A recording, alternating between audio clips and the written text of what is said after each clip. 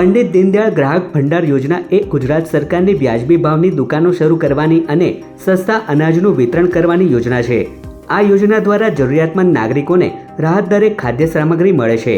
ત્યારે સુરત શહેરના પાંડેસરા વિસ્તારમાં આવેલ પંડિત દીનદયાળ ગ્રાહક ભંડાર ખાતે મુખ્યમંત્રી માતૃશક્તિ યોજના હેઠળ મોકલાયેલો કઠોળનો જથ્થો વાસી અને મુદ્દતભીત એટલે કે એક્સપાયરી ડેટવાળો હોવાનું ખુલ્યું છે। આંગણવાડી કાર્યકરોની તપાસ દરમિયાન સમગ્ર મામલો પ્રકાશમાં આવ્યો છે। જો કે આંગણવાડી કેન્દ્રો મારફતે સગર્ભા અને ધાત્રી માતાઓને અનાજનો આ જથ્થો વિતરણ થવાનો હતો, ત્યારે લોકોએ સગર્ભા મહિલાઓ અને નવજાત બાળકોના આરોગ્ય સાથે ચેડાનો ગંભીર આક્ષેપ કર્યો છે। તો બીજી તરફ ઘટનાને લઈને ચકચાર મચી જતા વહીવટી તંત્ર દોડતું થયું હતું। આ સાથે જ જવાબદાર અધિકારીઓ સામે કાયદેસરની કાર્યવાહી થાય તેવી પણ લોકમાંગ ઉઠી છે। અમારે ત્યાં મુખ્યમંત્રી માતૃશક્તિ યોજનાનો માલ આવે છે, આંગણવાડી મહિલાઓને આપવાનો અને સગર્ભા મહિલાઓને લોકો આપે છે।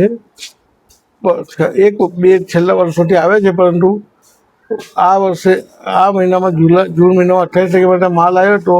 તો અમે આંગણવાડી મહિલાઓને બોલાવ્યા હતા। આંગણવાડી મહિલાઓએ એવું કીધું કે આ માલ એક્સપાયર થયો। બીજી દુકાનોમાં અમે તપાસ કરી હતી કે એક્સપાયર થયેલો માલ છે। બીજી આંગણવાડીવાળાએ એમને કીધું અને પછી મારે ત્યાં બી માલને ખોલીને જોયો તો એક્સપાયર થયેલો માલ છે।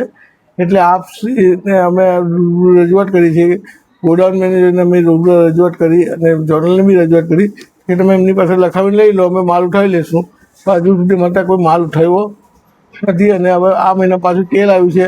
હવે તેલનું વિતરણ કરશું એટલે અંગૂઠા મારશું, એટલે આ દાળ ચણાના બી અંગૂઠા લાગશે। તો દાળ ચણા મારે પછી એ લોકો ના લઈ જાય તો અમારે ક્યાં સુધી રાખી મૂકવાના? એ બદલવા તૈયાર થતા અમે શું કરી શકીએ?